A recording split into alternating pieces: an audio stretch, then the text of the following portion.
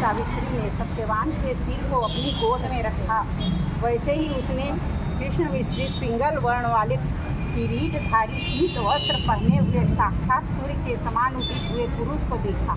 उसे देखकर सावित्री प्रणाम कर मधुर वचनों में उससे कहने लगी, आप देवताओं अथवा दैत्यों में से तो कौन हैं जो मुझे धर्मच्युत करने के लिए आए हैं? मुझे अपने धर्म से च्युत करने के लिए कोई समर्थ नहीं है, क्योंकि हे पुरुष श्रेष्ठ, मुझे धधकती आग की लपट के समान ही समझिए। यमराज आए तो यमराज को कहने लगी कि मुझे धधकती अग्नि समझे, हमको छू नहीं सकते हो। तो यमराज ने कहा, मैं सब प्राणियों को उनके लिए भयंकर कर्मानुसार उनका उचित दंड देने वाला यम हूँ। सो हे पतिव्रता सावित्री, समीप में पड़े हुए तुम्हारे इस पति की आयु समाप्त हो गई, इसे यमदूत पकड़कर नहीं ले जा सकेंगे, इसीलिए मैं स्वयं आया हूँ। ऐसा कहकर फांस को लिए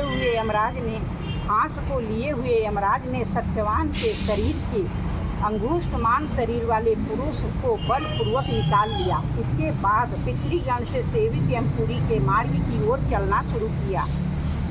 सावित्री भी उनके पीछे पीछे चली। यम ने पतिव्रता होने के नाते चलने में न थकती हुई उससे कहा, हे सावित्री, एक मुहूर्त हुआ तुम यहाँ तक मेरे साथ आ गई, अब लौट जाओ। हे विशाल नेत्रों वाली, कोई भी जीव बिना आयु समाप्त हुए इस यमपुरी के मार्ग पर नहीं आ सकता। सावित्री ने कहा, आप जैसे विशिष्ट पुरुष के साथ पति का अनुगमन करती हूँ, मुझे कोई श्रम और ग्लानि नहीं हो सकती। सज्जनों की गति सहारा एकमात्र सज्जन ही है, दूसरा नहीं। इसी प्रकार स्त्रियों की गति उसका पति, वर्णाश्रमों की गति वेद और शिष्यों की गति गुरु। इस पृथ्वी तल में सब प्राणियों के लिए स्थान है, किंतु स्त्रियों के लिए तो एकमात्र पति को छोड़कर दूसरा कोई आश्रय नहीं है।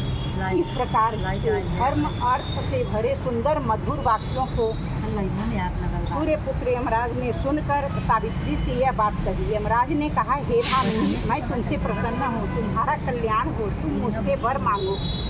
उस सावित्री ने भी विनय से सिर झुकाकर अपने लिए राज्य पाने का वर मांगा और अपने महात्मा ससुर को लिए शक्ति और पुनः राज्य प्राप्ति, 100 पुत्रों और अपने लिए भी 100 पुत्रों की प्राप्ति के लिए वर मांगा तथा पति के लिए पुनर्जीवन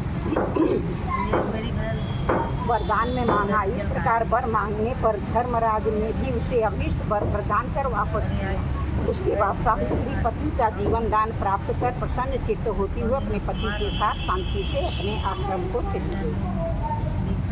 उसी सावित्री ने ज्येष्ठ की पूर्णिमा के दिन इस सावित्री व्रत को किया था, जिसके प्रभाव से राजा ससुर को पुनः नेत्र प्राप्ति हुई। उसके बाद उन्हें निष्कंटक राज्य मिला और पिता को 100 पुत्र और सावित्री को भी 100 पुत्र प्राप्त हुए।